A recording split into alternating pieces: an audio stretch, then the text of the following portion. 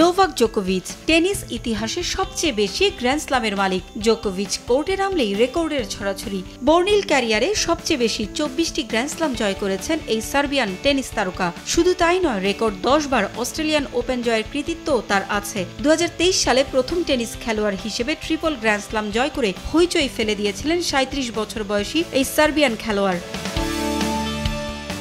সারা দুনিয়ায় জোকোভিচের ভক্ত ও সমর্থকের ছড়াছড়ি। তবে তাদের মাঝে আছেন এমন কেউ যাদের মাঠের উপস্থিতি জোকোভিচকে যোগায় দারুণ কিছুর অনুপ্রেরণা। এবার ফ্লোরিডায় মায়ামি ওপেনের সেমিফাইনালে জোকোকে চমকে দিয়ে মাঠে হাজির হন আর্জেন্টিনার বিশ্বকাপ জয়ের নায়ক লিওনেল মেসি। এ সময় তার সঙ্গে ছিলেন স্ত্রী আন্তোনেল্লা রোকুজ্জো।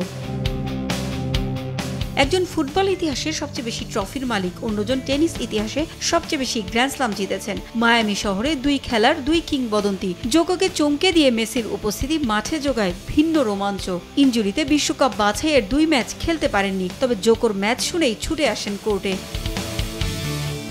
আর্জেন্টাইন তারকার উপস্থিতিতে গ্রেগর দিমিত্রভকে মাত্র 69 মিনিটের এক পেশে ম্যাচে হারিয়ে দেন জোকো।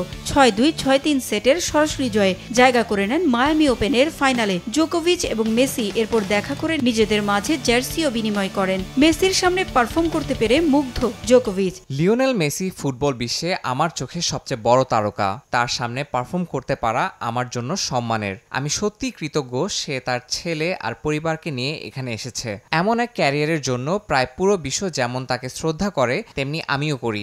আমরা সত্যি বলতে দুজনেই একই বয়সের, জন্ম 1987 সালে, তাই তাকে এখানে পেয়ে ভালোই লাগছে। তবে মেসিকে মুগ্ধ করতে পারলেও তার ছেলের কাছে পুরো নম্বর পাননি জোকো। 10-এ সার্বিয়ান তারকাকে 8 দিয়েছেন লিওনেল মেসির ছেলে। পারভিন আক্তার, সময় সংবাদ।